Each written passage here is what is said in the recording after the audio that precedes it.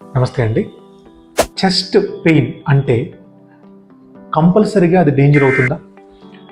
Chest పెయిన్కి only heart వల్లే వస్తుందా? ఇలాంటి క్వశ్చన్కి ఇప్పుడు ఆన్సర్ తెలుసుకుందాం.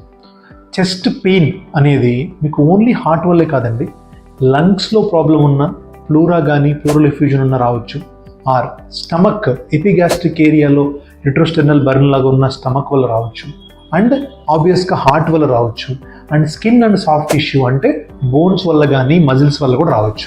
సో ఇలాగ 4-5 కాజెస్ ఉంటాయి చెస్ట్ పెయిన్ రావడానికి. చెస్ట్ పెయిన్ వచ్చిందంటే కంపల్సరీగా హార్ట్ వల్లే అని కాదండి. సో మనము ఏం చేయాలి చెస్ట్ పెయిన్ వచ్చినప్పుడు? సో మెయిన్గా మీరు అబ్జర్వ్ చేయాల్సింది పీరియాడిసిటీ, అంటే ఫ్రీక్వెంట్గా వచ్చి తగ్గుతుందా ఆర్ కంటిన్యూస్గా ఉంటుందా. జనరల్గా హార్ట్ రిలేటెడ్ పెయిన్స్ అన్నీ కంటిన్యూస్గా నాన్ స్టాప్గా ఉండవు. ఇది ఒక సింపుల్ క్లూ ఒకటి. సెకండ్ క్లూ వచ్చేసి స్టమక్ రిలేటెడ్ కానీ గ్యాస్ రిలేటెడ్ జనరల్గా రెట్రోస్టెర్నల్ బర్న్ అంటాం, అంటే ఎపిగ్యాస్ట్రిక్ నుంచి పైకి తగ్గుతుంది, ఆ హార్ట్ బర్న్ ఉంటుంది.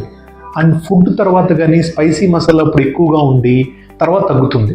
ఇది మనము రీజనబుల్గా స్టమక్ వల్లనే వస్తుంది, హార్ట్ వల్ల కాదు అని చూసుకోవచ్చు, కానీ 100% కాదు. సో ఈ మినిమల్ క్లూస్ వల్ల మనం డిఫరెన్షియేట్ చేయొచ్చు, కానీ ఒకే క్లూ తీసుకొని అన్నిటికీ కారణాలకి డిఫరెన్షియేషన్ చేయలేం. సో పర్సిస్టెంట్గా చెస్ట్ పెయిన్ వస్తే it is better to consult a doctor. Google చేయకండి, చాట్ జీపీటీని అడగండి, మెయిన్గా డాక్టర్ని కన్సల్ట్ చేయండి. నమస్తే.